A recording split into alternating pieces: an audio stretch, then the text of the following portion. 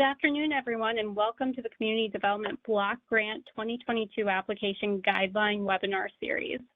Today kicks off our first webinar. This webinar will focus on a general overview of the funding opportunities, deadlines, and criteria.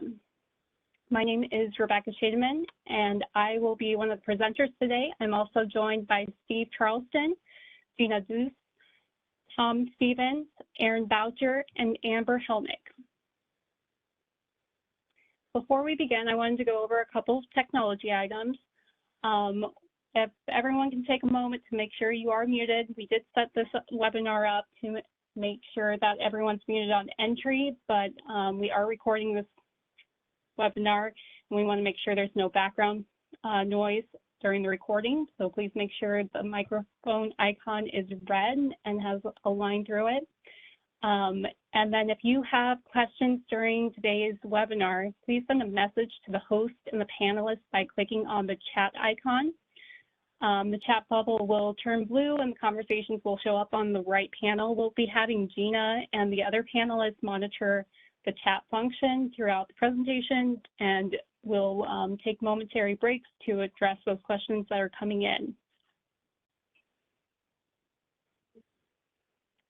To get us started, I wanted to give everyone a little bit of background on the CDBG program.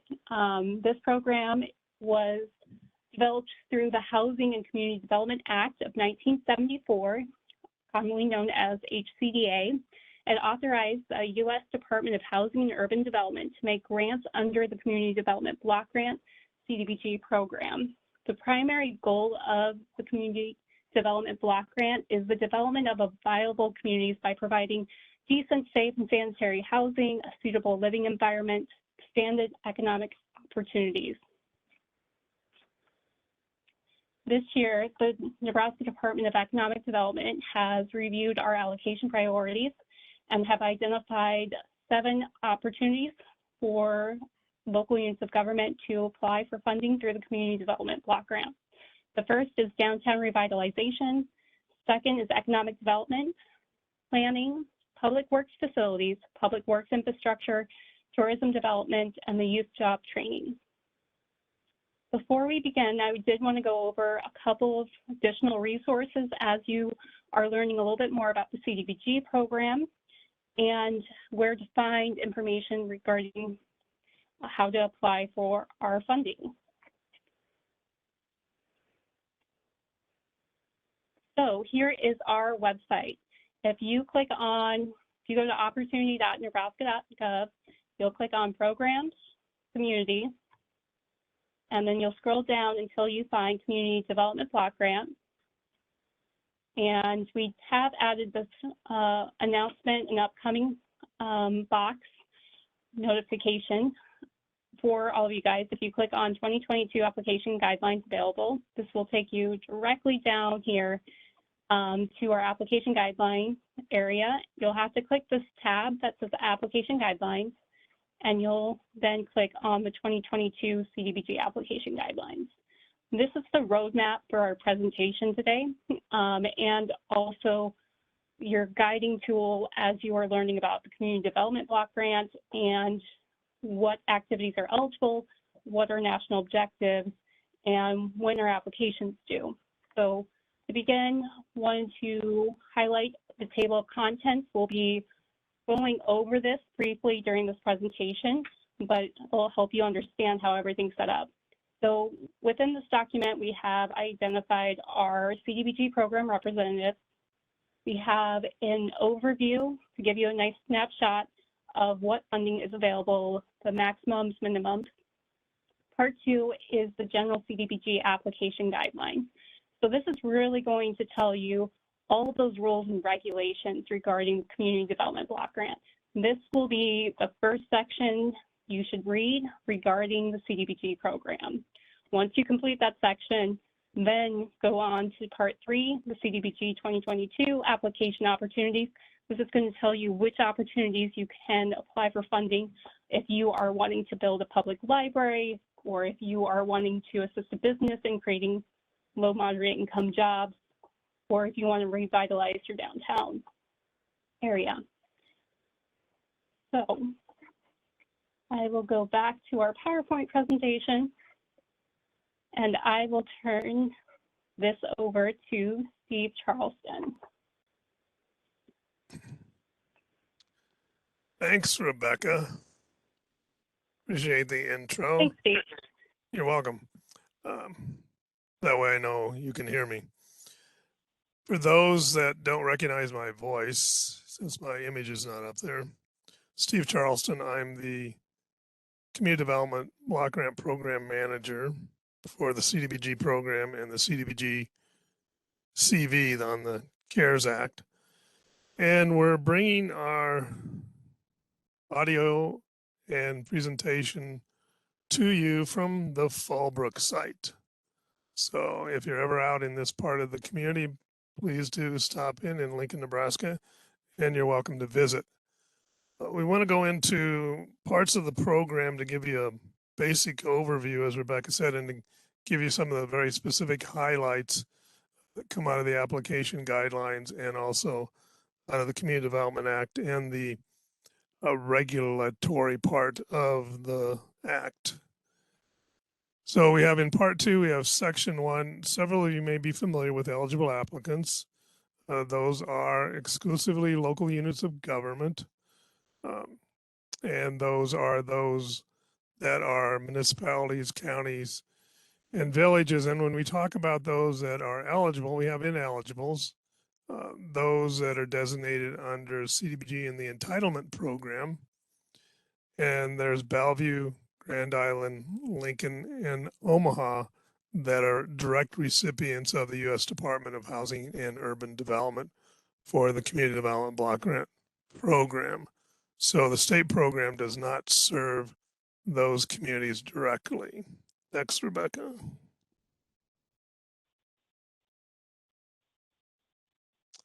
And there are types of applicants, which I mentioned, but there are those that are not directly allowed to apply for the funds, which we'll talk about. So eligible applicants may apply individually or jointly. In some cases, we would find joint applicants in the planning opportunity where you may have one or more local unit of government, city, county, village that are submitting a joint application. So those are those eligible applicants within the corporate limits and within the actual territorial jurisdiction of that community. So the location of the project that you're submitting an application for is extremely important because the only direct applicant is that local unit of government. Next. And we do have, as mentioned, some special policies that we deal with. So those communities that have zoning jurisdiction outside of their corporate limits, that is the community that would submit the application on your behalf.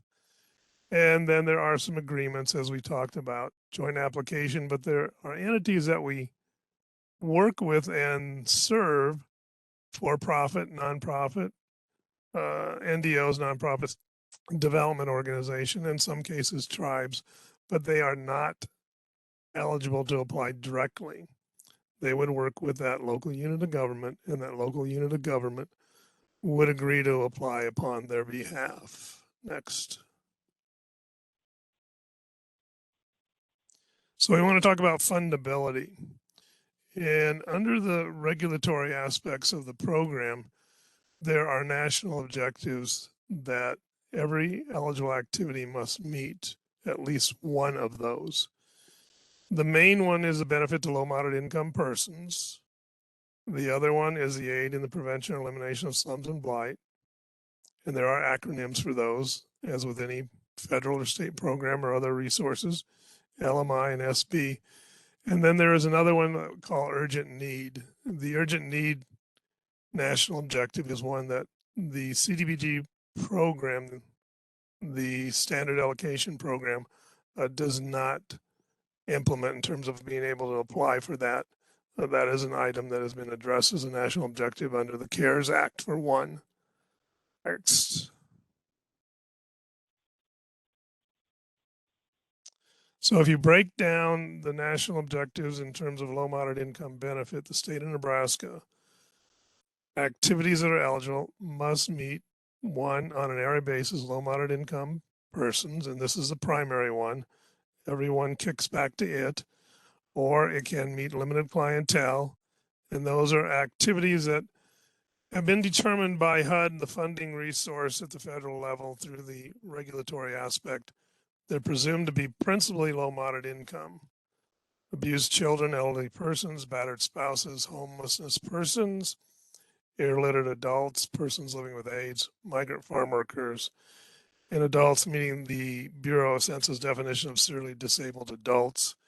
Now, those are presumed to be low moderate income, where the presumption is that at least 51% of those persons in that classification is low moderate income. Then when you go into principally economic development and maybe tourism, you would have what we call LMJ, which is low moderate income jobs, income that is verified at the time of hire, or if there is being those persons let go and they're looking at retention for one. So this is 3 of the 4 that we use: area benefit, limited clientele, and jobs. Next, Rebecca. The other national objective is slum and blight. There's 2 components that can be met under that. In most cases, it's under and on an area basis. So there are activities that create change of the physical environment. In other words, if that community, especially when we talk about DTR in terms of downtown revitalization, there's a measure of determining whether that part of the community is blighted or substandard to qualify under SBA on an area basis.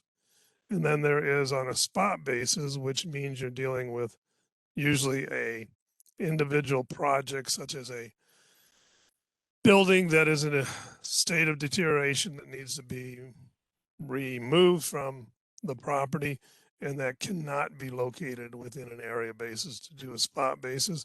And one of the key regulatory pieces is that if you're looking at qualifying under slum and blight on an area basis, that area that's designated must be officially redesignated at least within every 10 years, or it doesn't meet the regulatory aspect of the program and will not qualify under SBA on the national objective. Next, Rebecca.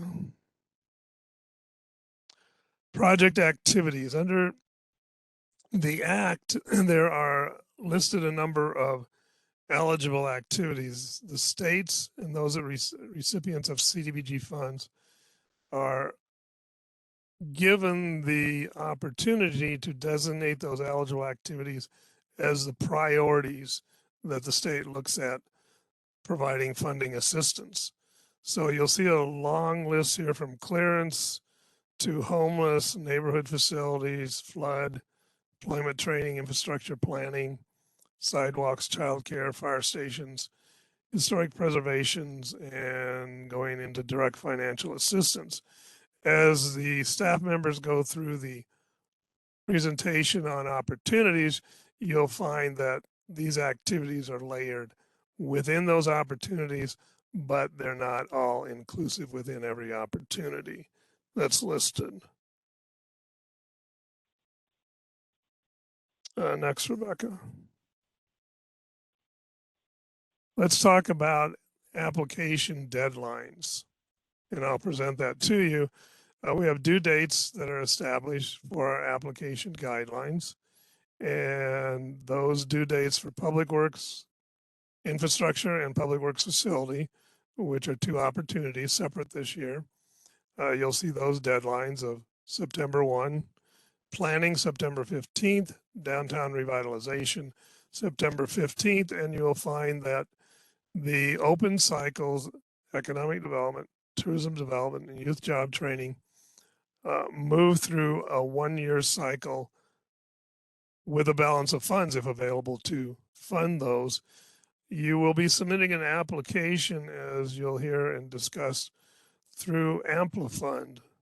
So the deadline for receiving that application on September 1 happens to be 11:59 p.m. Central Standard Time.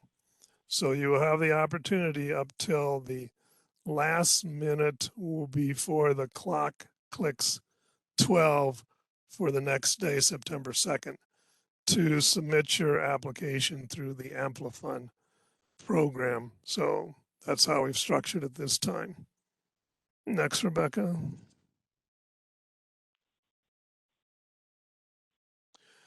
There are a number of thresholds, and those thresholds deal with the application. You're the applicant, you're eligible, that local unit of government. They meet a state priority. If you have unresolved audit findings, if you have significant findings that deal with a legal action underway, if you're not following your citizen participation plan, and if you do not have an authorization participation resolution, you will find that difficult to continue with the application. We'll get to questions in a minute or two. Next.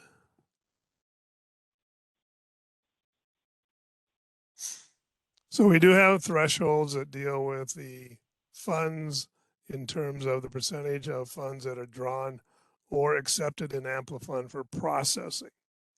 So coming up 2020, 20% of CDBG funds drawn. These are funds drawn, and we'll get to those exceptions.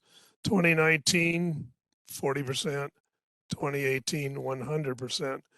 This excludes the economic development, youth job training, and tourism development opportunities, since those are open cycles. As you note, it's funds drawn or accepted by the department for processing through Amplifund. And these are funds, and it includes all of those, except the exception within all the opportunities. So if you submit an application in downtown revitalization and you have a balance of funds in the public works opportunity that does not meet the threshold, that disqualifies you as an applicant, that local unit of government. And as you can see, the bottom line deals with reporting, semi-annual project status reports, program income, closeout, audit, and notification of annual audit. So if you're deficient on those items, it can cause the local unit of government's application to not be reviewed. Next.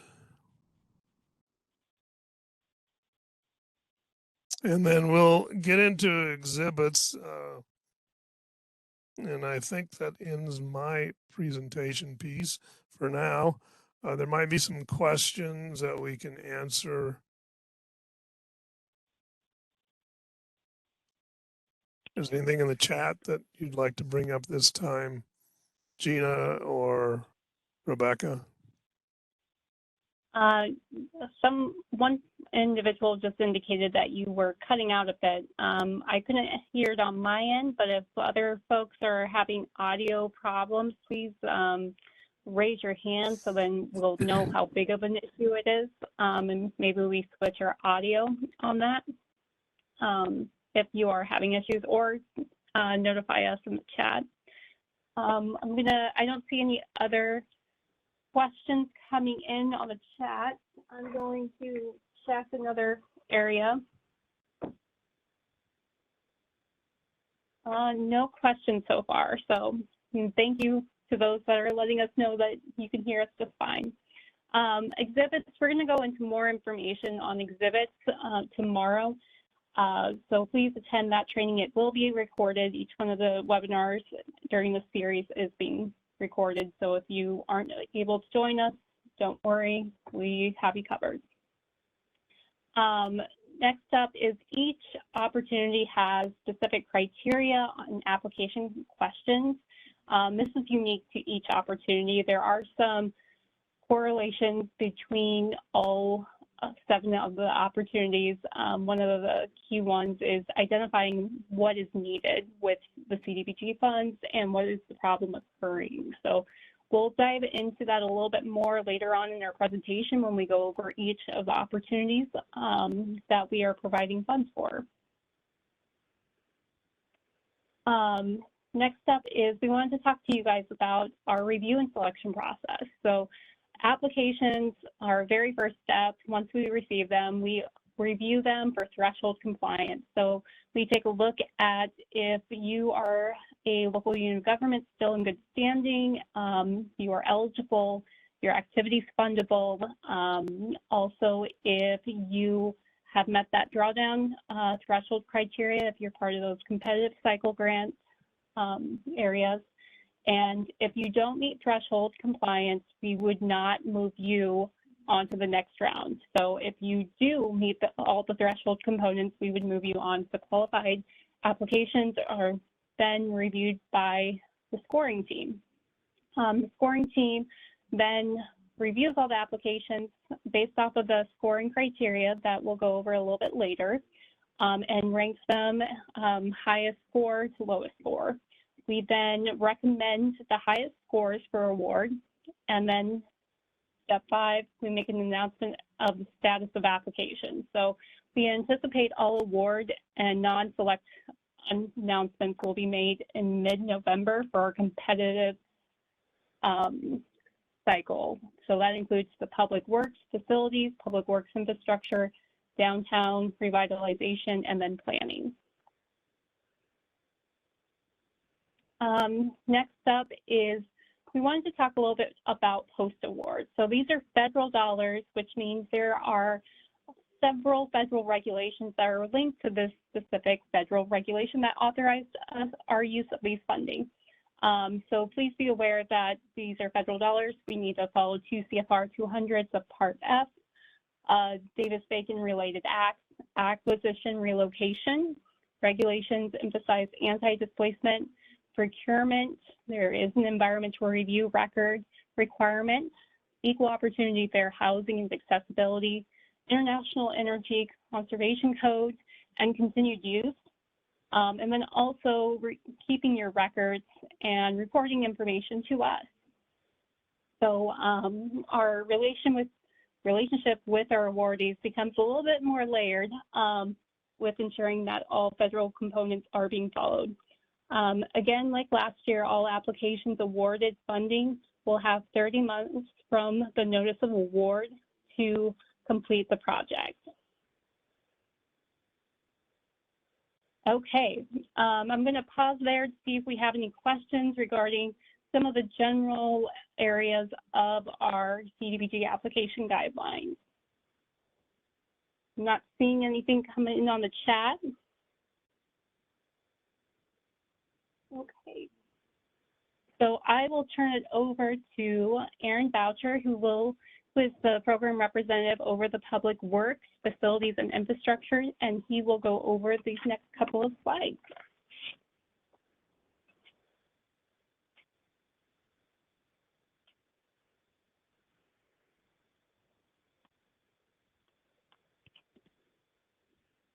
Okay, hello everybody. This is Aaron Boucher. Thanks for joining us today. Here we go. Okay. I'll just start by saying that we kind of did something a little bit different this year. We're kind of splitting up the facilities and the infrastructure. There's a lot of similarities, but I'll kind of go through that. Each one, there's going to be, like I said, there's going to be a lot of repeated information here, but we're going to kind of go with splitting out a little bit better this year.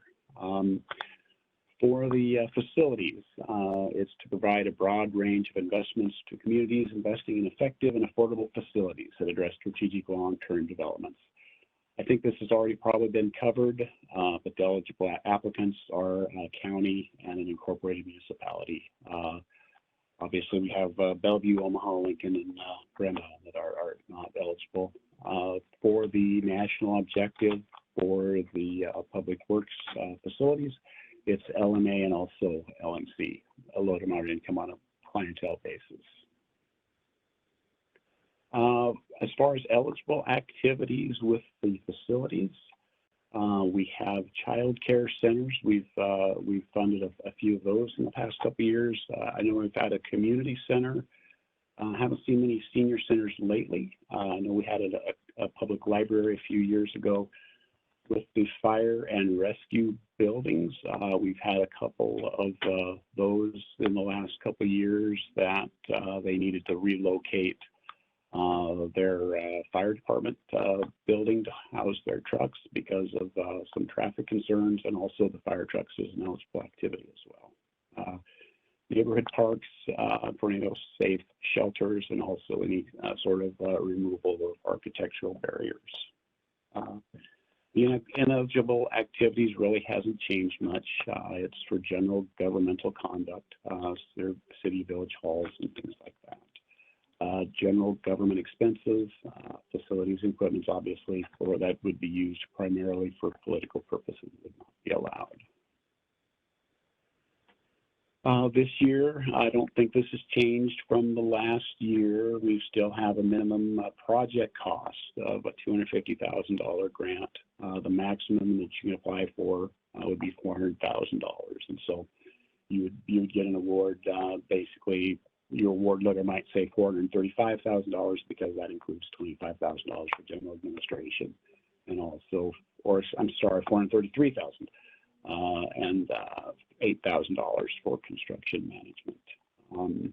And the cost per resident beneficiary, again, cannot exceed $3,000.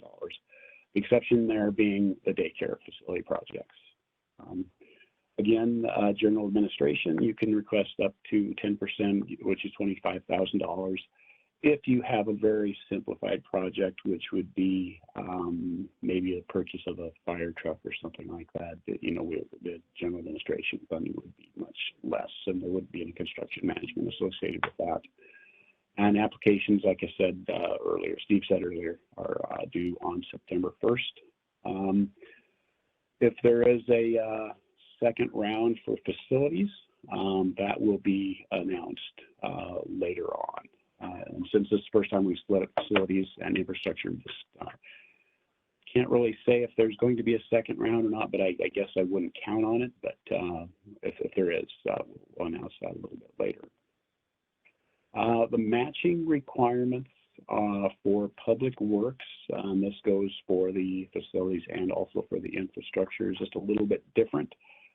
We changed this last year, and it seemed to work out fairly well. I thought we got quite a few applications submitted. I think there was 23 applications submitted, if I remember correctly. And I think it really helped for the smaller communities with the 10% match requirement. But if you're a county, it's 25%, and I think there was the 25% was the match requirement for several years for any applicant. So that has not changed. For a second class city, that's been reduced just a little bit to 20%, and then 30% for a first class city.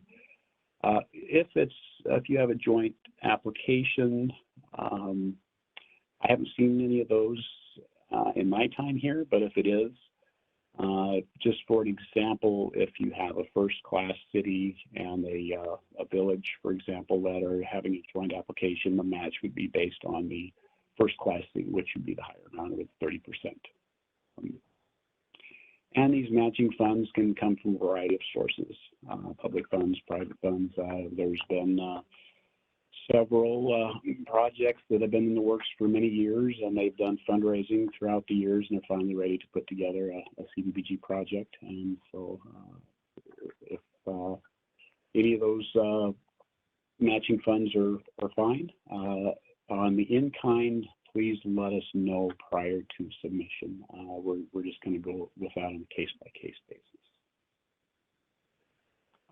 For the scoring this year, you'll see that it's probably fairly similar to last year.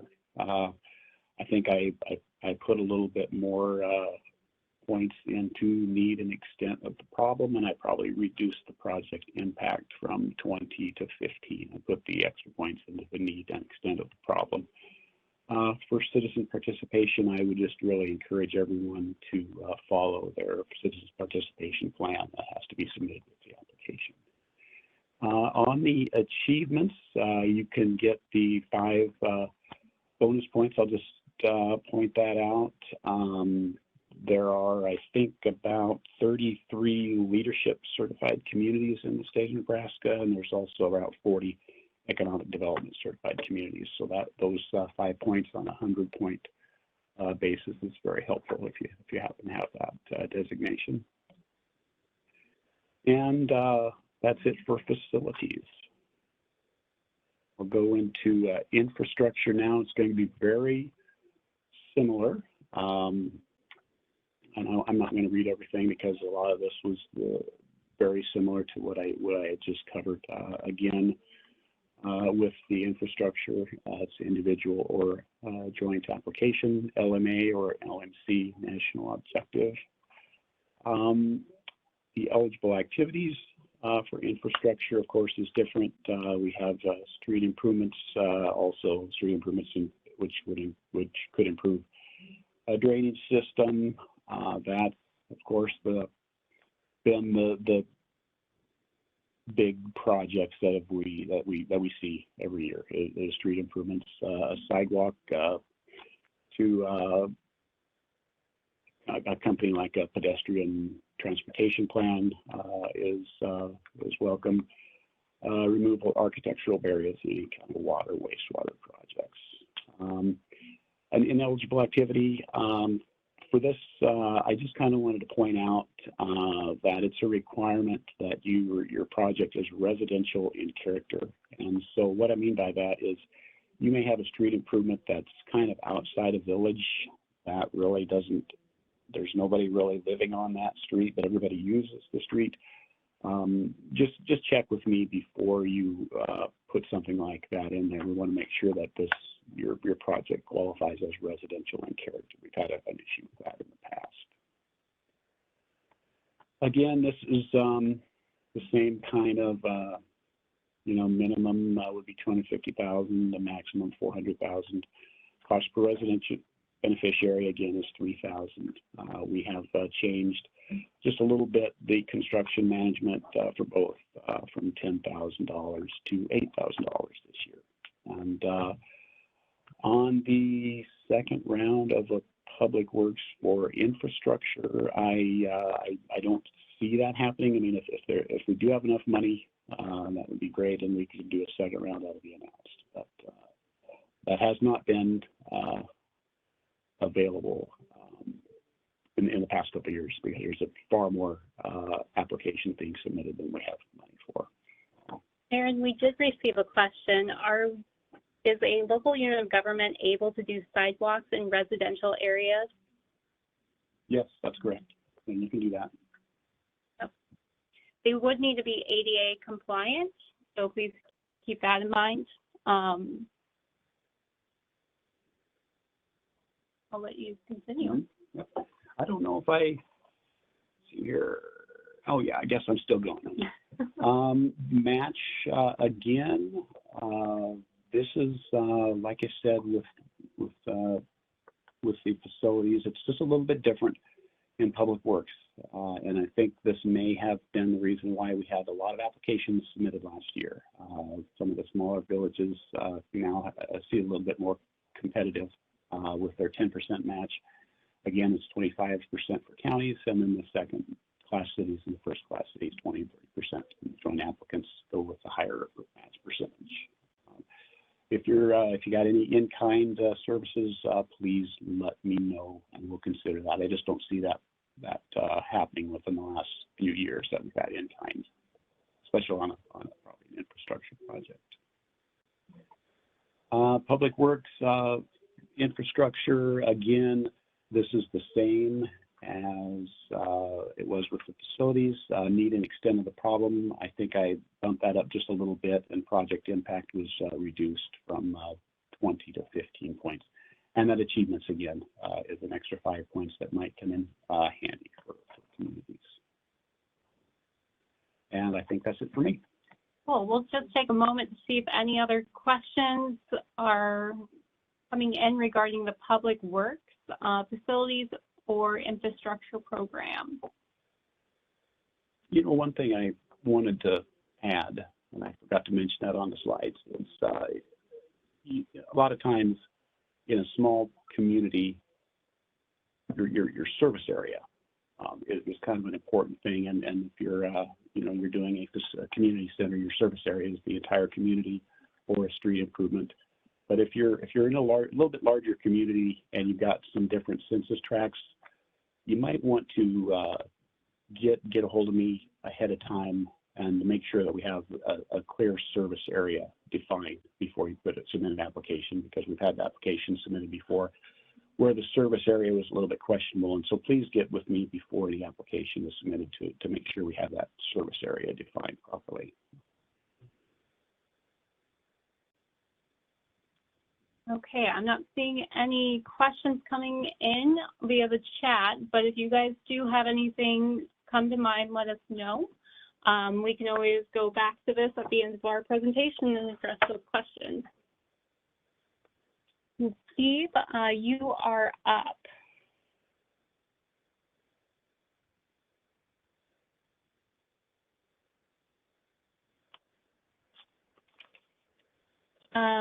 Steve, I'm not able to hear you, but I did see we got another question in for Aaron.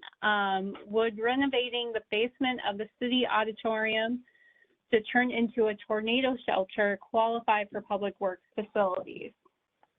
Well, I think the tornado safe shelters for mobile homes. That is correct. Yeah.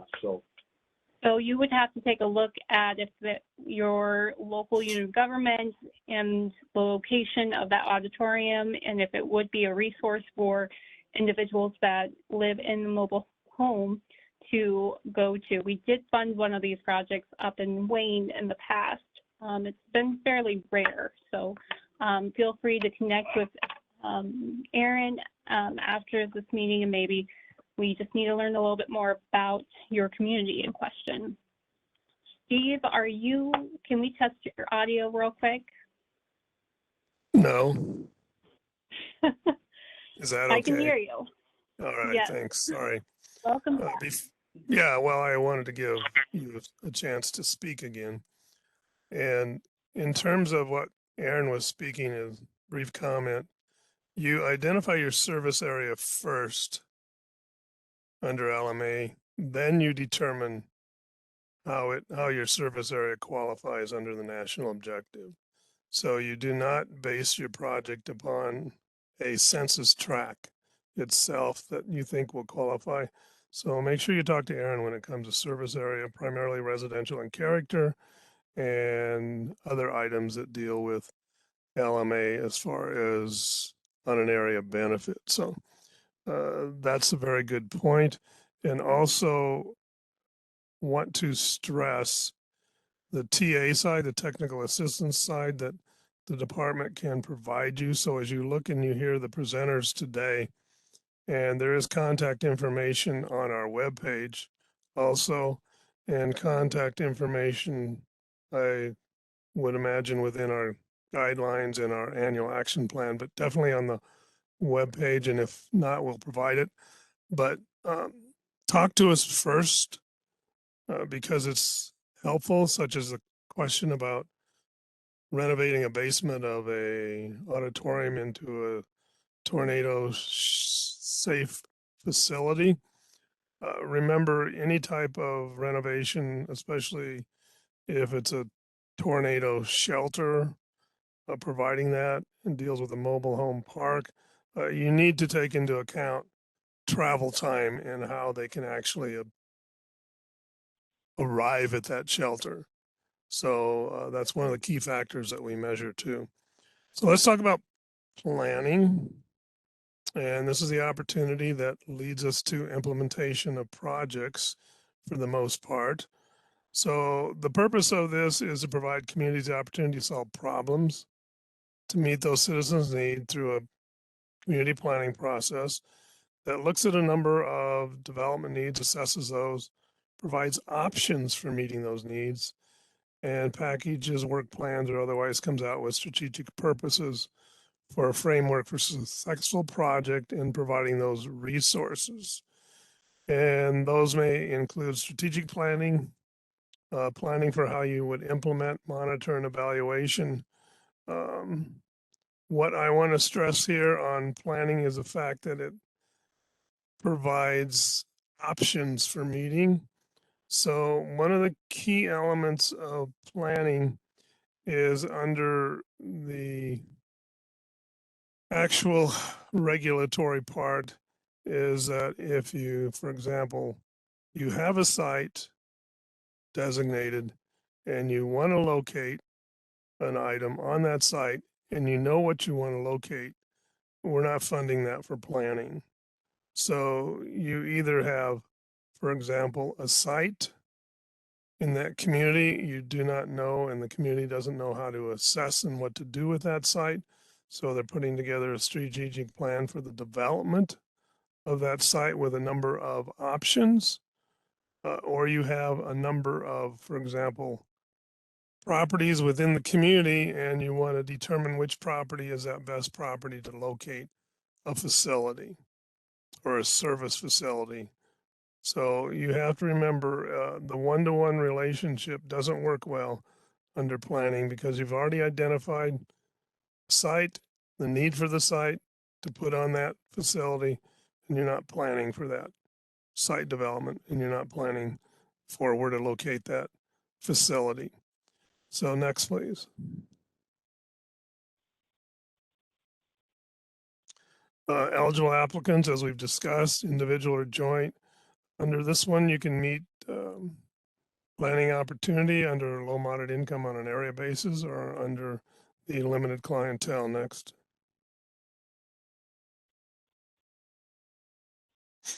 There are a number of eligible activities, comprehensive plans, energy strategies, environmental studies, neighborhood plans.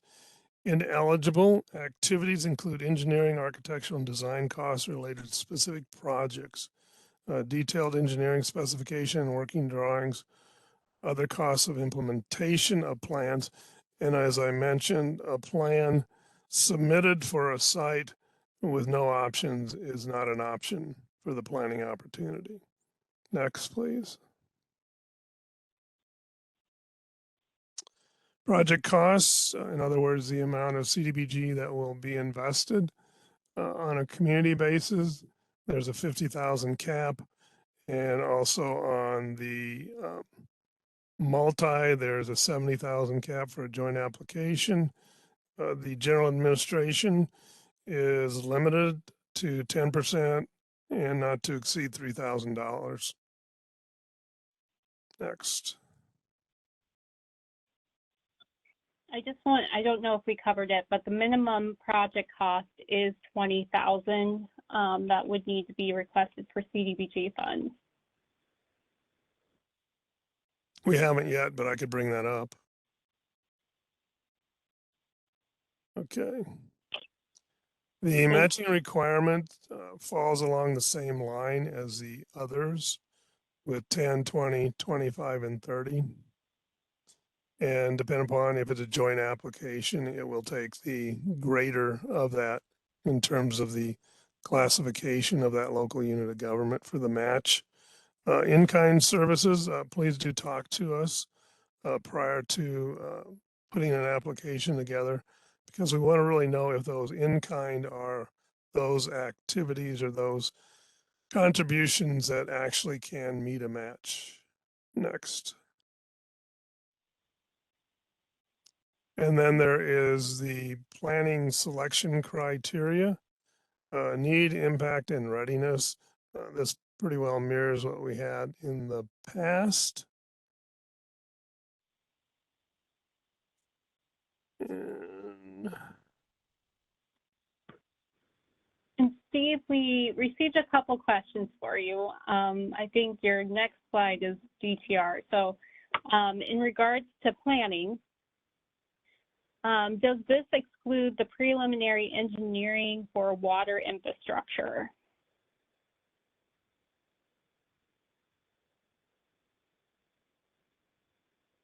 That question falls within the determination of whether or not that is a study that's looking at the options for solving a problem within the community that deals with either water, streets, wastewater, drainage, or such. So if you're classifying as a preliminary engineering study, it depends upon the nature of that study and how it relates to whether or not it's taking it as far as a determination for an actual engineering proposal. So that would be based upon what is submitted within that study itself.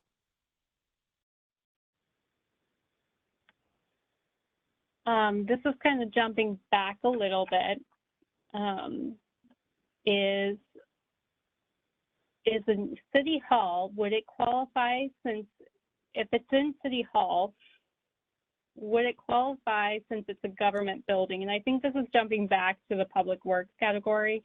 Would what qualify? I'm not entirely sure, but it would depend on what is located in that City Hall and why folks are accessing City Hall. And we do have some special policies on if there's mixed use buildings that they're partially owned for local government purposes, but then they also serve a community purpose. We could invest funds in that. I recommend reaching out to us so then we could go into a little bit more detail on your situation, but we have prorated the cost of the upgrade when it was a joint mixed-use building for both city government purposes and community purposes. So the interrupt or inject, Rebecca. That's okay. She did clarify, Thanks. Steve, that it's in relation to a tornado shelter within City Hall. Right, I read that too. Thank you. Okay. Thanks. Anyway, it's similar to the answer to the question before on conversion of a basement or lower level. The key aspect here is on a tornado shelter, for one, is a relationship to actually the protection of those that when it ties into mobile home facilities. There's a number of other interesting qualifiers on municipal buildings, and I would strongly suggest that you talk to us about that, because the local unit of governments, county, city offices, we're not actually renovating that facility. There are some limited items we can do under ADA for assistance for those persons in terms of removing architectural barriers and those persons with disabilities.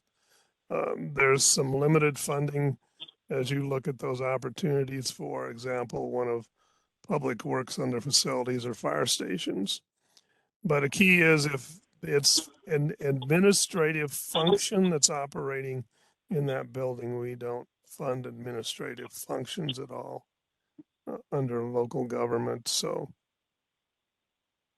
but if you have other questions about, say, assistance to improvements to a municipal building, for example, a courthouse, we have financed in the past 2 projects at least dealing with elevators in a county courthouse and some ADA applications within municipal buildings. Hopefully that helps answer some of the questions. Do you have anything else to add? Maybe Aaron? No, I would just encourage them to reach out to us if they have any questions on that, and just kind of define that project a little bit clearer, so we're understanding. Right. I know there are a number of changes in the environment in terms of storms and what is taking place. So it's not uncommon to want to provide safe shelter. So please do contact us. Anything else, Rebecca, I overlooked? Well, I don't know if you're ready for a math question. Math? But someone asked, math, I know. It's my worst subject in school, so I tend to throw these back at you. Would the 20% match for a second-class city be 20% of that 20,000 minimum, or 20% above the 20,000 minimum cost? So I don't know if Okay, the match requirement is whatever the percentage is. So if it says 20%, it's 20% of the CDBG project funds requested, applied for. It excludes others such as general administration, construction management. It's 20% of, so if you applied for $200,000 in CDBG funds for project cost for the improvements to that senior center or child care center, then it's 20% of that 200,000, which, what is that, Rebecca?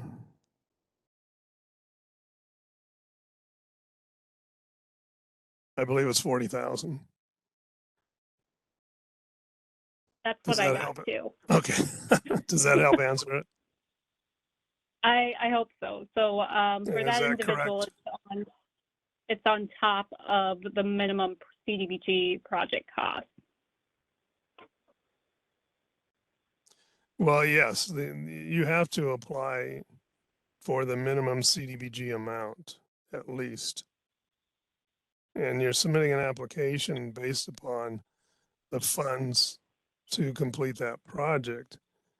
And you also, as an applicant, need to remember that since it's a 30-month time frame or window, that local unit of government, if they're applying on behalf of a nonprofit or for-profit or themselves or in combination of whatever, that it is necessary that you're able to fund and complete that project within that 30-month time frame. So that's where we look at some of those items that aren't in hand, and one of those that causes the most discernment or worry is pledges when it comes to fundraisers. So, anything else, Rebecca? No, that is it for now. Thank you.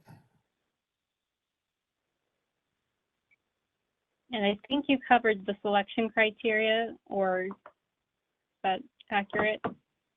Yeah, it's brief. It's a brief. I would say you really need to address the problem statement, what the problem is, and you need to be ready. And that's a key part of on the planning side, because the planning project, the study needs to move into hopefully beyond the planning stage.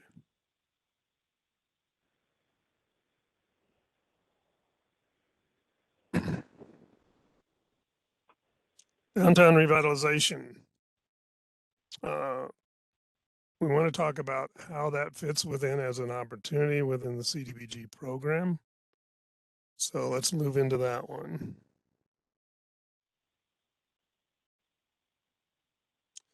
There is a purpose in terms of that investment that contributes to the revitalization or redevelopment within the traditional business centers of Nebraska communities.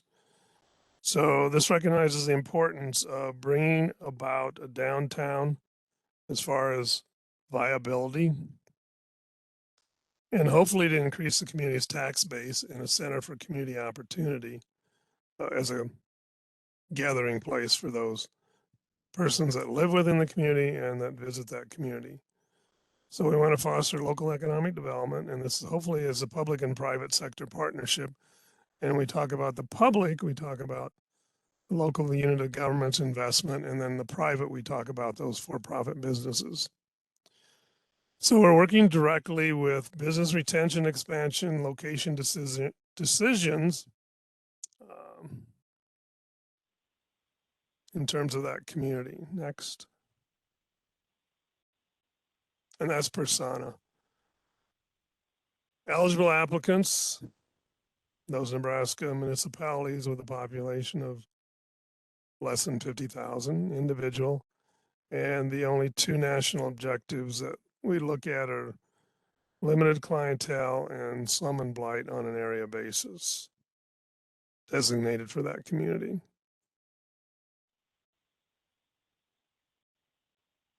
So there are eligible activities within the downtown area that the department has made a determination through the opportunity to focus on and give a priority to. Clearance and demolition, which is supportive of the efforts being made within the downtown of that community. It is not the key activity. So CDBG is not financing the clearance and demolition of all buildings within the downtown or those buildings that are in the state of condition that they need to be removed and the lots cleared. So that's not the principal objective of downtown revitalization. Parks and recreation facilities within the downtown that serve as gathering places for opportunities for bringing more persons into the downtown. There are flood and drainage improvements that are necessary. Water, street improvements, sidewalks, removal of architectural barriers, and construction management, which is a funding mechanism to deal with those items that evolve around some of the federal regulatory aspects of Davis-Bacon related acts in terms of through the Department of Labor. One of the key components is commercial rehab, which is assistance to those for-profit businesses for a facade improvement program for one. And then general administration is also an activity that's a priority for administering the grant. Next. Hey, Steve, we did have a question. Do public restrooms at a downtown plaza qualify as facilities or improvements?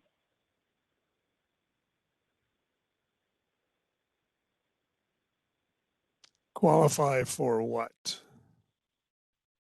Would you be able to put CDBG funding in for restrooms in the downtown area, I believe? There's yeah, that's an excellent question, as all questions are excellent or good.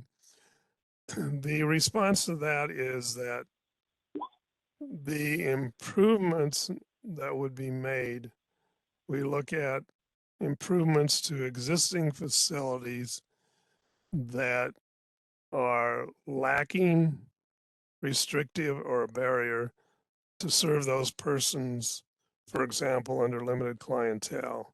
So removal of architectural barriers, providing those types of improvements for the elderly or those that are has disabilities, severely disabled adults under the act. So to build new restrooms,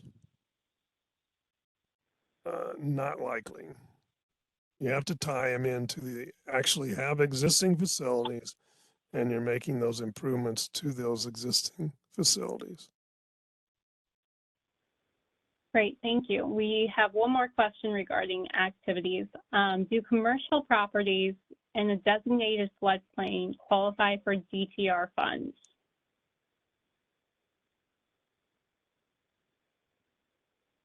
That depends.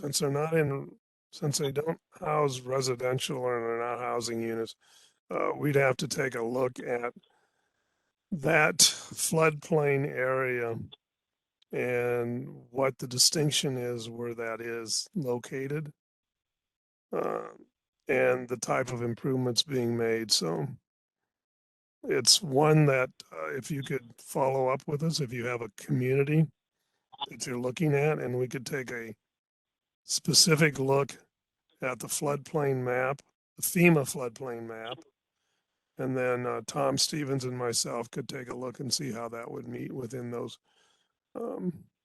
if it would be restricted or not based upon the zone that it's in. And then Steve, do you want to just add some clarification of what is all included on the commercial rehabilitation activity? I know within the HUD regulations, they're very specific that it should only be facade. Can you elaborate a little bit more on that?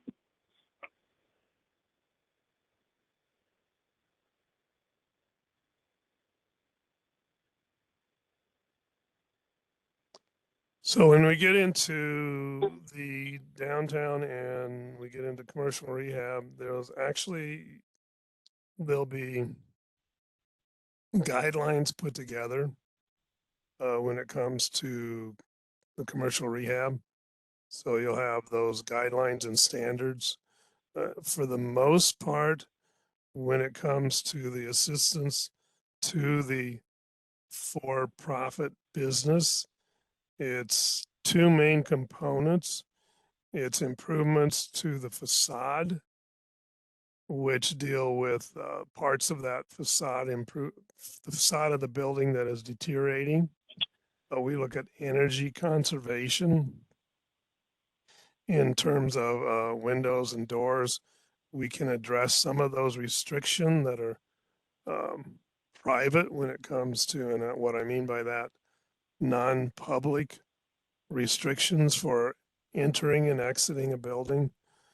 We can look at those items that deal with code violation where that local unit government has issued a violation of the codes based upon public safety, the health and welfare of those individuals.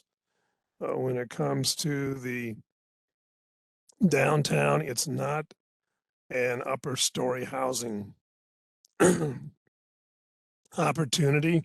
So it's assisting the for-profit business on that. So if you have specific questions about what you want to do, we funded, for example, for the facade signage to that building as long as it's needed, which can include some lighting on that building, actually on the building, a number of brickwork that's been done, taking off those items on the facade, which may be on a corner of the community, or in some cases, it depends upon what we would call the facade in the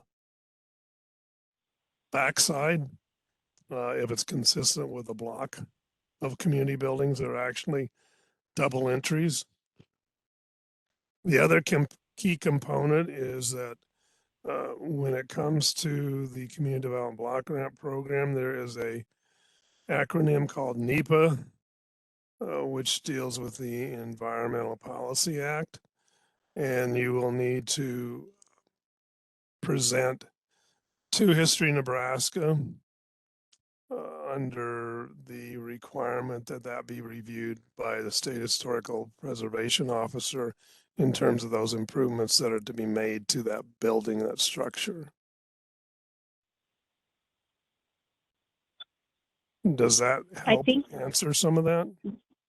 That has helped answer quite a bit. I think it may have led to a couple extra questions, so I'm going to ask those real quick of you. The first one, I think you already answered, so I'll just confirm with you. So windows and doors are only eligible if on a public thoroughfare, not a back alley. And roof repairs can be eligible if safety issues, but not if it's just routine maintenance, correct? That's a good point, Rebecca, because the CDBG program does not finance maintenance and repair. So if you look at overall on the basic side of it, CDBG is not a maintenance and repair program. So when you submit an application in whatever opportunity, the applicant and whoever's preparing it, that you will not be success is beyond maintenance and repair. So if it's just to fix the potholes in the street or replace some bricks or to realign something, no, it's not the function of CDBG, and it's not the function of CDBG to fund forecasting. For example, a part of the community that's going to be developed and you want to subdivide it and pave streets where there is no lots developed where persons of any benefit live yet. So when it comes to a roof, it depends upon that roof if it's identified as unsafe in terms of in the position to collapse, or if it has substantial structural leakage. But if you think because it's time just to replace the roof, no. Windows and doors, you need to make sure that they're not so effective in terms of energy conservation, and it's better to replace those in that sense. But we're not going into the interior of the building to make those improvements that would move walls, relocate lighting, relocate plumbing as such. So it is, commercial rehab is a facade improvement program tied into specifically facades and of those commercial buildings, plus making sure that the building itself is safe for that individual to be within that's actually doing business. And I got two more questions for you. You're doing great. Is the cost of building inspections an eligible activity? No. Okay. Are there certain code violations that would not be eligible for DTR funding? Yes.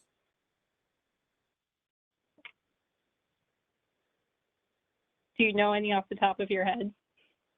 Was that part of the question? That was a completely different question. Okay, I just, well, when it comes to code violations, you need to, as a community, if you're looking at that as for the buildings within the community, there needs to be a consistent the code violations need to be in place by that local unit of government. The if they have a building inspector or someone else, they need to consistently serve those properties that are in violation. So to take one property and say they don't meet the codes, well, that's okay, but how is the municipality dealing with all the other properties that don't meet the codes? So I look at how that local unit of government is managing code violations when it comes to the buildings throughout the community. So if you have buildings that are, say, unoccupied, abandoned, and ready to collapse, if that's a safety factor that the local unit of government hasn't dealt with, and they have have an ordinance that deals with code violations, and they're not addressing that, then I don't see an equity in terms of going into those buildings that don't meet certain code violations that are violated, in other words, throughout that downtown area. And that comes across with the, say, for example, sidewalk improvements, which need to be a public sidewalk improvements.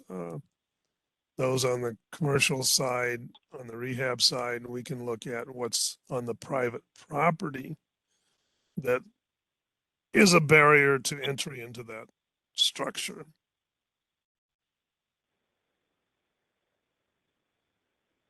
Anything else, Okay. Rebecca? I do have one more question. Is nuisance abatement an eligible activity?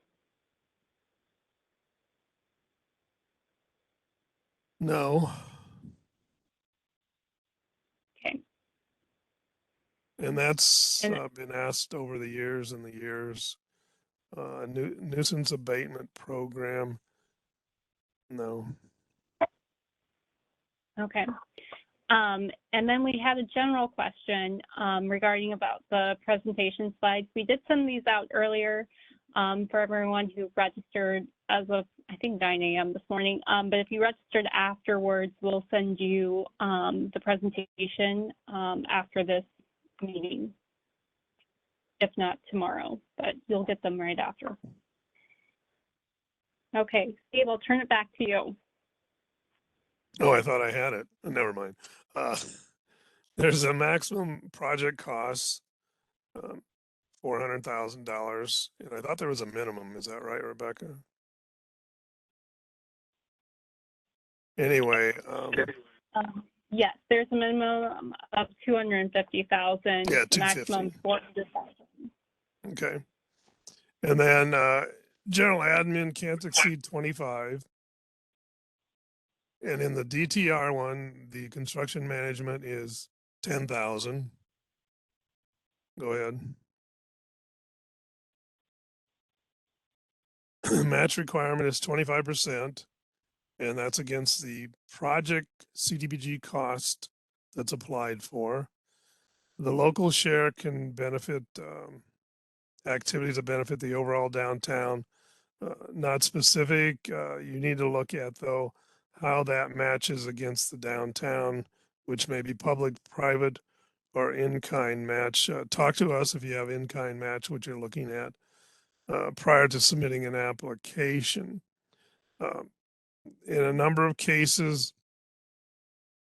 the match is provided through the commercial rehab program that's set up by that local unit of government, where the business cost shares in the improvements as far as when it comes to the private side. So that can be a key piece in your guidelines that would identify project improvements and the program in terms of how you would assist that for-profit business. And the other thing I want to mention too is that on the CDBG for commercial rehab, we're focused on making those investments or assisting with CDBG money for those properties that are owned as by those persons, that it's commercial property, the buildings, and it's occupied by those that are commercial. So if it's non-commercial you're looking at, you need to really talk to us before you attempt to go into that, because that can cause some dilemmas with regards to. So if you're looking at making significant improvements to public buildings in your community, that's not what the downtown revitalization opportunity funds. So talk to me before. Next. We just scoring criteria in terms of the design readiness, community support, organizational preparedness. Achievements, Aaron mentioned, if you're an ED certified community or a leadership community, you have the option of 5, not 10, but one or the other of those. It's not required that you have, as part of your project readiness, a downtown revitalization study or plan that's specifically developed as such, but it is beneficial to have a planning strategy in place for your downtown and to present that to your locally to us through Amplifund. Also, when it comes to downtown, let's go to the next slide.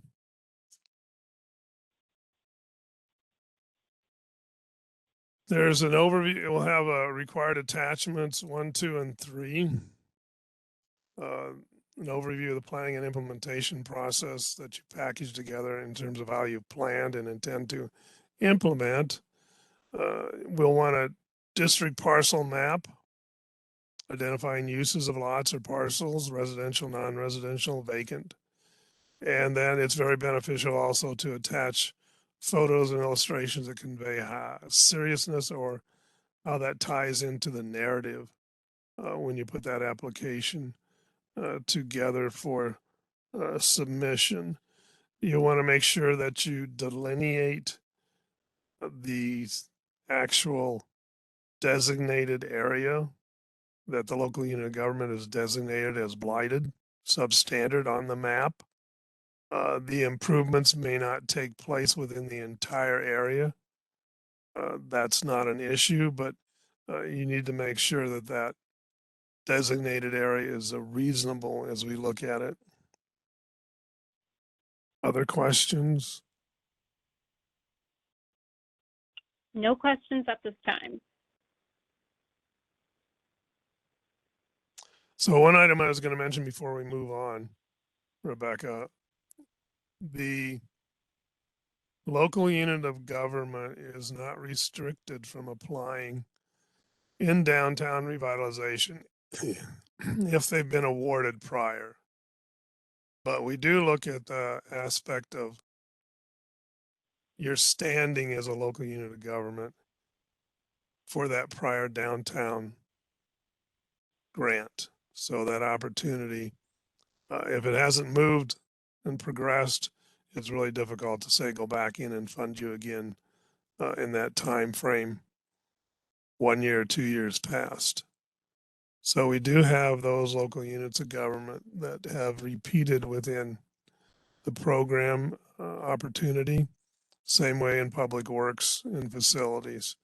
So it's important that you realize in the public works, you have opportunities, one within infrastructure and also one within facilities. Okay, Tom Stevens, have you rested up? Are you ready?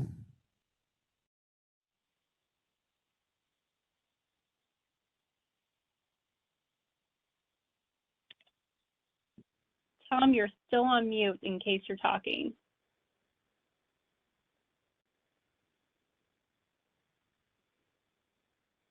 There it is. How's that?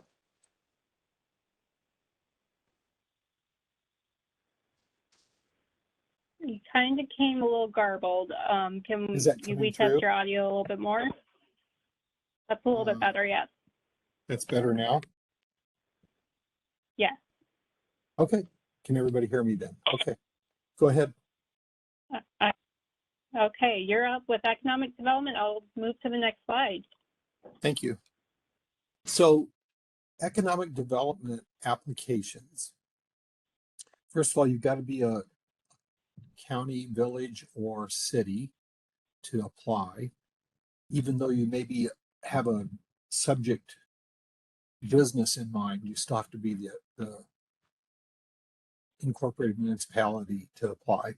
And the main objective we're looking for, the national objective, is L&J, primarily benefiting low to moderate income persons in jobs that they create or retain.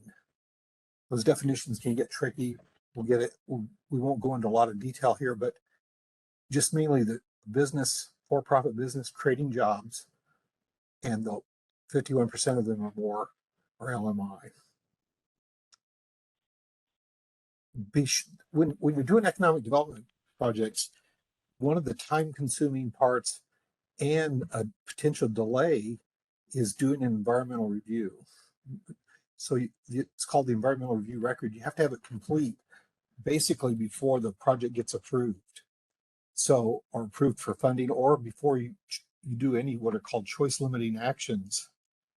And a choice limiting action is basically almost anything, including purchase orders, hiring people, pushing dirt, getting the project started. So you want to have plenty of time. And just a couple things that are not on these slides I would state is if you're going to do an economic development project or you have some ideas, first get hold of a DED field rep and start there. And then include the city's ED person or the people involved, possibly the business, and then kind of run down how you would frame the project and how it might work.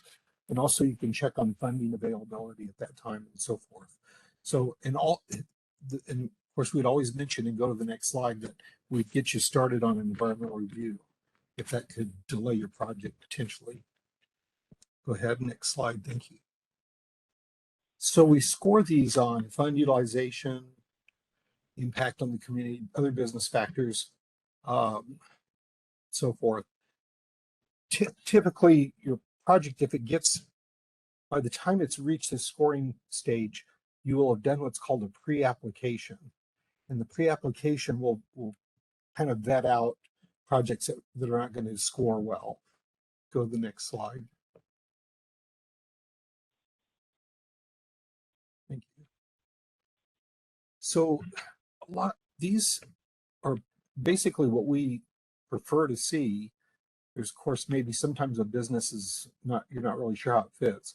But this list, if you're doing manufacturing, R&D, DP, telecommunications, finance and insurance, storage, distribution, transportation things, where we say have a rail yard with storage, and as an example.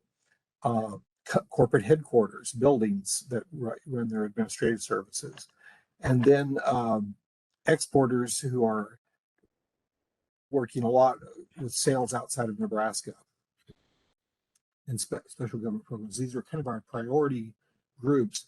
But again, when we consult on the type of business involved, it may be more complicated as to how it fits.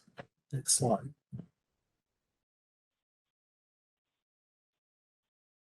So what we don't want is nonprofits are not eligible. Gaming, gambling, casinos are not eligible. Typically, we don't fund agricultural, anything in the industry.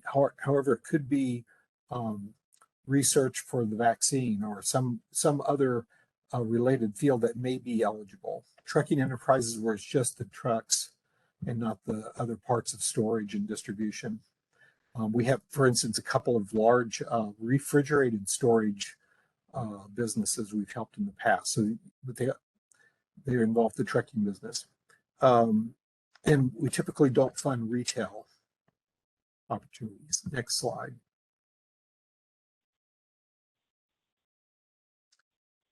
And so what ends up happening is you give a loan to a business. And when you give a loan to the business, it's done, or it could be funding infrastructure improvements for applicant communities that benefit a for-profit business. So it's not just the infrastructure, it has to be, for instance, paving a gravel street is an example that leads out to a business that's upgrading their parking lot or something and needs the paved street. That would be an example where money would go not alone to the business. In this case, would go to the city or village, for instance, to pave the street that benefited that business. In exchange, they agreed to create jobs. So you might have a setup like that. But typically, it's a loan to a for-profit business that the city they're going to make for eligible activities. And again, we take applications year-round. And again, we start with a DED field rep is ideal, and we can talk about funds availability and whether your project is viable or not. Go to the next slide, please. So the maximum funding is up to $1 million per project. There is a 50-50 match required, so be aware. And typically these are reimbursements. So let's say the project has a $2 million equipment budget, and we're going to fund $1 million of it. They have to buy the equipment and prove they bought it with their own funding sources, and then we reimburse them after the fact. So that's what's meant. They don't get the money up front, basically. The part of the state RLF is used, and then there's also federal funds that come in annually that go together. We decide which one we're going to fund the project with. If there's any local program income, then we use that money first. General administration is limited to 10 grand. And if there is construction involved, like an infrastructure, we'll do up to 8 grand in construction management. Don't forget, if you involve infrastructure, you've got the similar project like a public works project, and you're going to have procurement and Davis-Bacon related acts, for instance. Thank you. Next slide. Hey, Tom, I don't think I heard you say it, but the minimum CDBG project cost for economic development is $125,000. Oh, we didn't have that on the slide. Thank you. That's correct. Yep. Or it comes up later here. Thank you. Yes, typically these loans to the business, they're low interest rate loans. For recent past, it's been zero. We do want the business to pay monthly payments if they're going to repay the note. The terms of the loan, typically they're, for instance, working capital might be a 5-year limit. Some equipment may be 7, 10 or 15 years, 15 up for real estate, depending on, again, what type of the collateral and what we're funding and so forth. There's sometimes forgiveness involved with these. So recent deals are getting 25% forgiveness, for instance, but it'll be subject to the how many times what the business is doing and other factors. So it's typically a job creation, performance-based type loan that would lead to forgiveness. It usually includes creating the job and maintaining it for a certain period of time. Okay, so if we're going to repay the loan, we're now requiring to use the NDO process, or it's nonprofit development organizations. Those are typically large counties and all the development districts. And I just say it in a short definition, are NDOs. And the NDO acts as an agent for the city or the village or the county. The grant goes to the city. The grant is then granted to the NDO, and the NDO makes the loan to the business. If they meet all the requirements, some part of it may be forgiven, and if it's repaid, the repayments go back to the NDO and benefit the regional area of for instance, like the development district, and where they have their own revolving loan fund and use the money according to their guidelines. This, by the way, so the reason we use the NDO process is we want to, all the CDBG money has strings, a lot of strings attached to it. So we're trying to get the strings, free the money up so you can use it as you need to. But in order to do that, we have this process of giving the money to the NDO and they being a middleman, so to speak, in this deal. It allows, and the national objective gets met, then what we do, it's called defederalizing the money. So when the NDO has it, the federal strings are removed and it's freed up to be used according to their guidelines that they've drafted and so forth. Next slide, thank you. So there are some minimums, just $12.50 an hour plus benefits. Again, we can talk about how that's done, but usually we're asking all jobs be paid that if they have existing positions and they're creating more. So jobs are, an LMI person is held by or made available to. A typical example is if the company has a policy that if all the candidates are, say you have 2 candidates for one position, they're all held of equal status in your eyes, the one who is LMI would be given first crack at the job. And then if the person you offer the job to is LMI turns it down and declines the job, and you then give it to a non-LMI person, at least you, quote, made it available to. And we have documentation ways to show how this is done. There's also the public benefit standard, $35,000 per job. Now you get more brownie points if you do it less than 35,000. So, but that's the maximum. Retainage is very kind of a complicated area, but it does require that the business announce its distress in some way to the employees, or some kind of analysis is done that says if they would lose, they're about to imminently lose, say, a section of their business and lose the jobs. And then CDBG funds might be able to be used in that circumstance. Again, it's very rare. And don't confuse the word retainage with the word maintenance, which is just how long should newly created job stay open, at least as a maintenance period. Basically, we use employee certification forms. The business and or the applicant at the business, gives a family household, and we determine LMI from that. And then that's also used, those forms are also used when there's retainage involved with staff, where you're doing a project to retain employees. Next slide.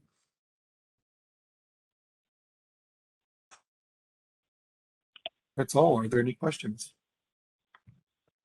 I don't see any questions coming in. So as you all heard, economic development is a wonderful resource, but it has some complications involved. So we recommend to reach out to Tom Stevens and a business field representative, and we'll provide you that map after this training session. For if you have a potential business in a local unit of government that want to access CDBG funds. We do a lot of collaboration early on, especially with the application when it comes to economic development.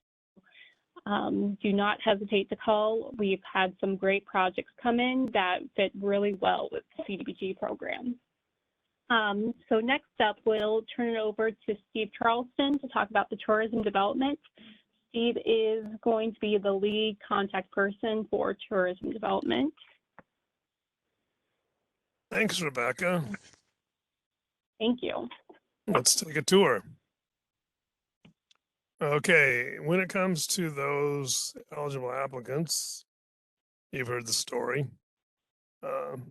Entitlements not.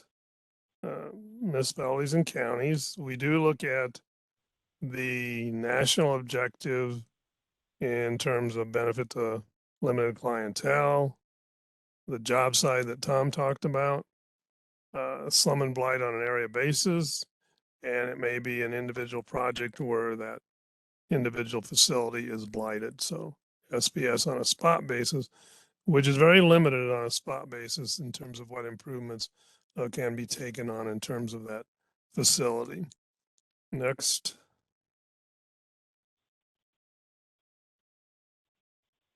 So there are, in terms of the state objective, we look at those tourist attractions, visitors, at least from a distance of 100 miles where you have a record of 2,500 visitations in a year.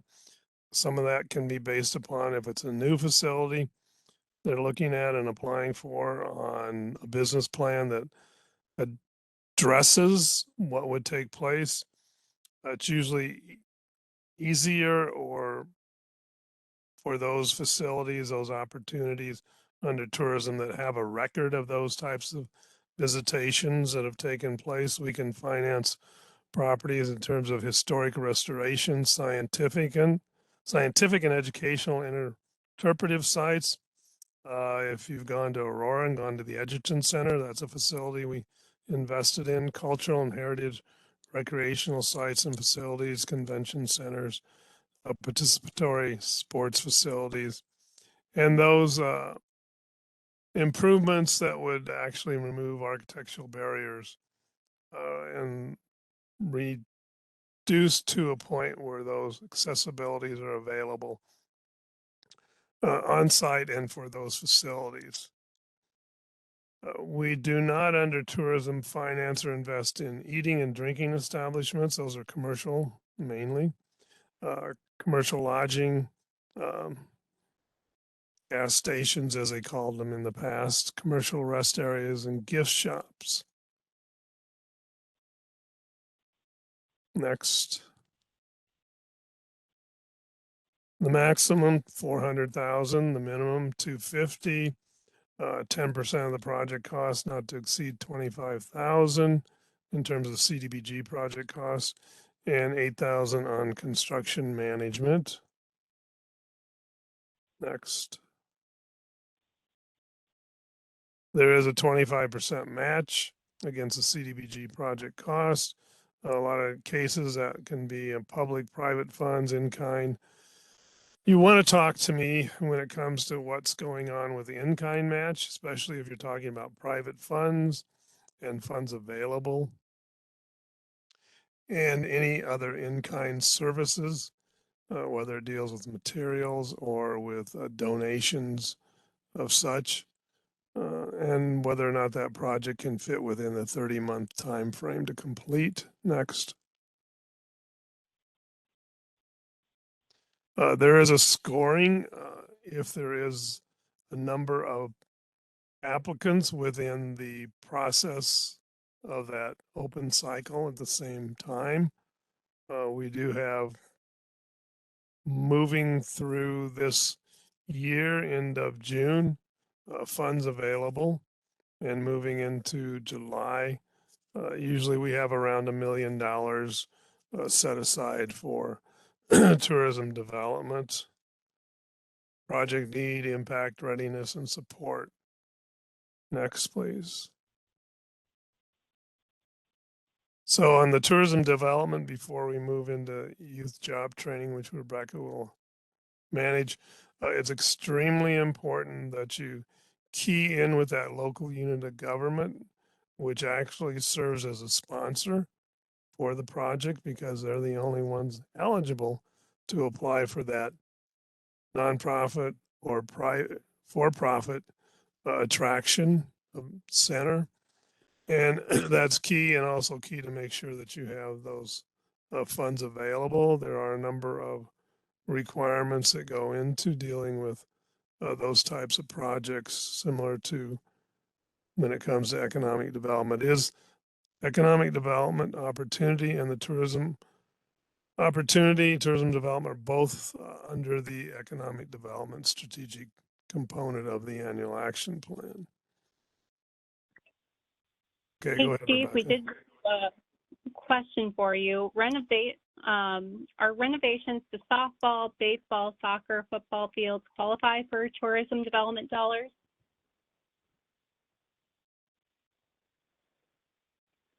It depends.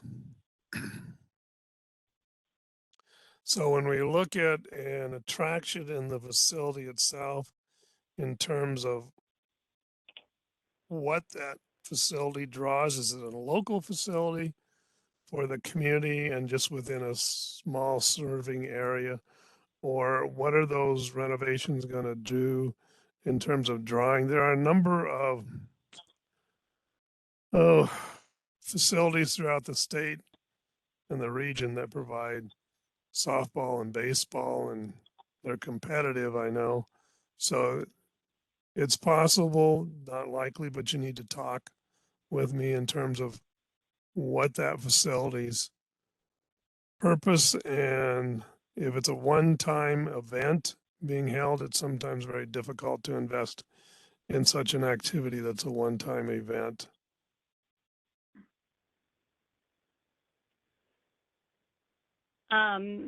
To further clarify his question, he did add that it's youth sports in the second class city that doesn't have a YMCA or B&G club. Not sure if that helps, yeah. Well, it places it in a position where it's more of a local endeavor in terms of the improvements need to be made. They may want to look at, if they're looking at recreational development for a park or recreation facility that includes that type of improvement, it may work under Public Works in terms of facility opportunities. Don't know how competitive it would be in terms of scoring, but yeah, usually the type of tourist attraction is those that bring in persons for events and others.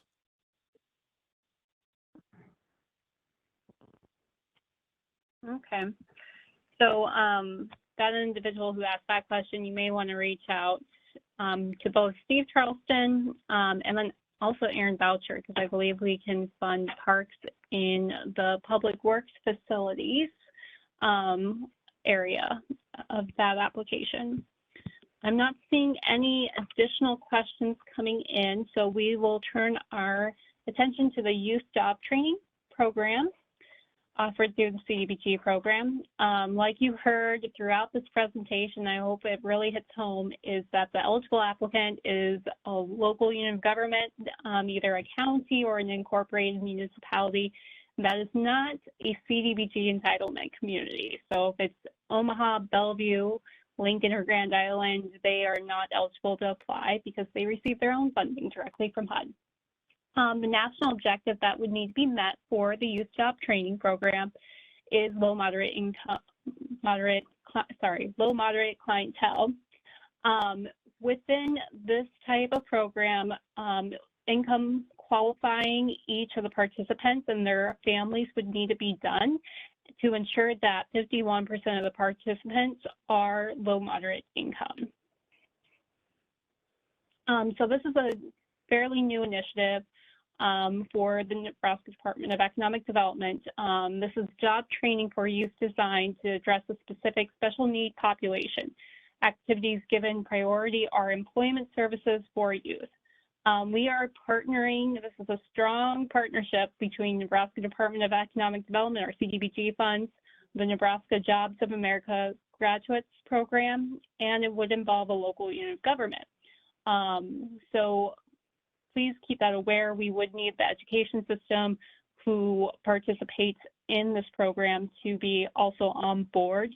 The Nebraska Jobs of America's Graduates, commonly known as JAG, program, the participants must have barriers as defined by the JAG program that make them more at risk in graduating from high school, pursuing post-secondary education and successful addition to the labor force. So we're slowly getting this launched, but it has been an initiative going on in the state of Nebraska. We wanted to try to partner our CDBG funds with this program. So if you are interested in using the CDBG funds for youth job training, please contact me. I will then connect you to the Nebraska Jobs of America's Graduates, and we'll take a look at how this could potentially work in your community. The maximum project cost is $100,000. That is correlates to hiring a teacher and doing training exercises with the students to help them be prepared for to complete high school, go into post-secondary or into the workforce. General administration is not to exceed $5,000, and there is no match requirement within this category. We do have a selection criteria: is the project need, project readiness, project impact, and project sustainability.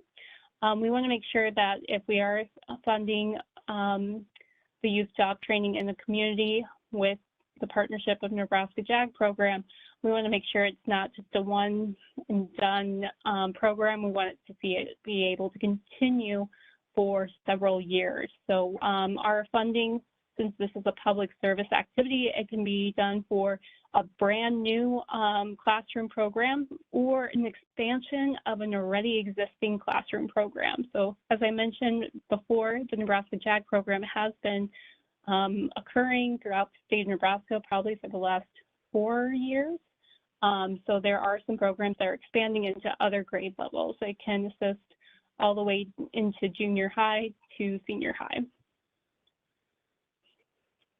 Okay, I said that really quickly. I'm not sure if we've received any questions from the group, but if you have any, feel free. It could be any opportunity you could have questions on. In regards to who are your lead contact folks, for downtown revitalization, it is Steve Charleston. Economic development is Tom Stevens. Planning is Amber Helmick. Public Works is Infrastructure and Facilities is Aaron Boucher. Tourism Development is Steve Charleston, and Youth Job Training is myself, Rebecca Shademan. A couple of items to be aware of is if you haven't signed up for the other webinar series in our event, you can do so by going to our website, opportunity.nebraska.gov events, and you can register like you did so for today's event. Tomorrow we will be discussing the application exhibits and going a little bit more in depth in with the national objectives and what you will need to prepare in order to ensure that you are meeting the threshold criteria of meeting a national objective and your project is fundable. June 15th is a webinar on the AmpliFund application walkthrough. So we'll kind of take a look at AmpliFund, what you should do if you are brand new to applying for CDBG funds. Our program's been around since, Steve, I believe the CED's been overseeing it since 1982. So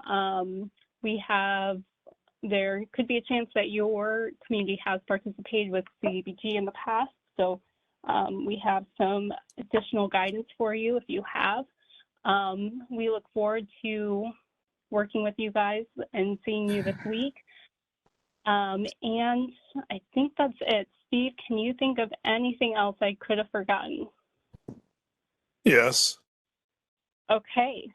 These are, well, before everyone hangs up or leaves the presentation, as Rebecca said, and it's very important on the contacts, for those that don't know how to contact us via email, first name dot last name at nebraska.gov. So if you fill in the first name and the last name, you got it. So that's one way to do that. A couple other items that came up that I think are of high value that I thought of and others mentioned. Tom Stevens mentioned choice limiting when it comes to the environmental review process. If you don't understand that, if you have a project where you're buying land or doing something to develop that property, it's quite possible that project may not even go forward. So if you are working with public works types of activities, Aaron Boucher knows about choice limiting and under environmental review, and so does Tom Stevens and myself. So that's a key item. The CDBG program, we do not reimburse for prior expenses. So if you have some concerns about that, let me know. And then I'll be glad to go through that. Conflict of interest and procurement. If you don't understand the process, it's very important that you understand if you're submitting an application, whether or not you can actually be an administrator or not an administrator. If that community is successful in receiving the grant. So that's a couple of items. And when it comes to assessment districts for doing the cost sharing, as far as a match, we're not working with, say, for example, street improvement districts, sidewalk improvement districts for financing through local assessments as such. So key items that you may want to investigate. So go to our webpage, and I appreciate all you've done. And that's it, Rebecca. Thank you.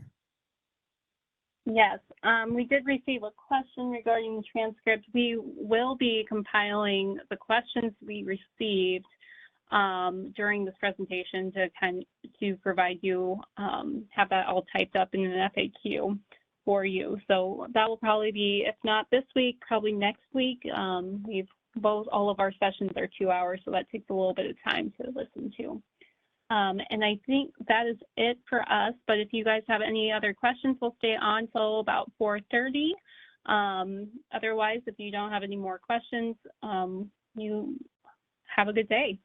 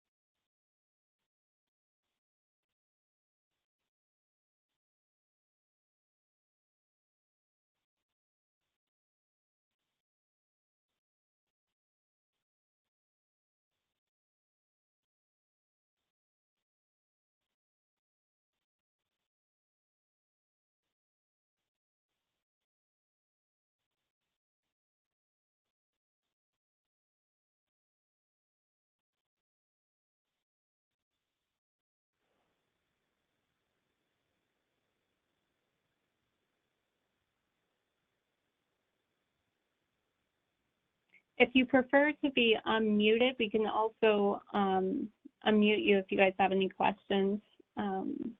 Hopefully we'll be able to answer all of them.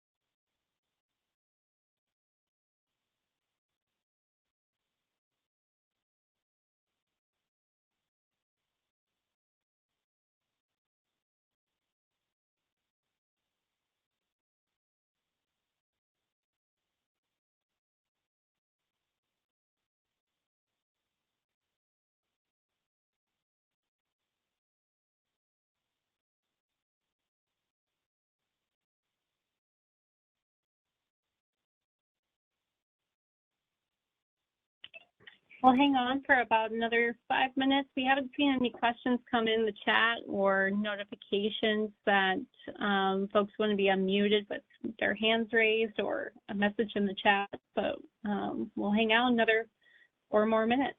Thanks.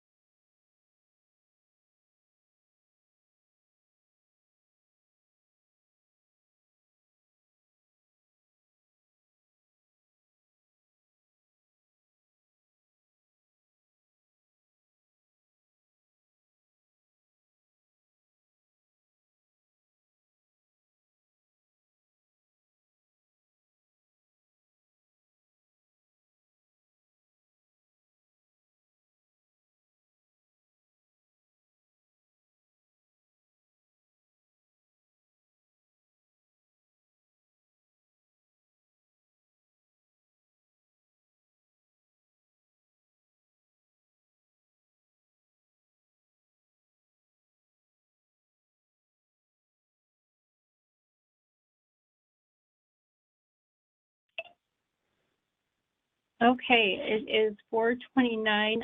We haven't received any questions in the chat, so we're gonna go ahead and conclude today's webinar, and we hope that you join us tomorrow. Have a good one.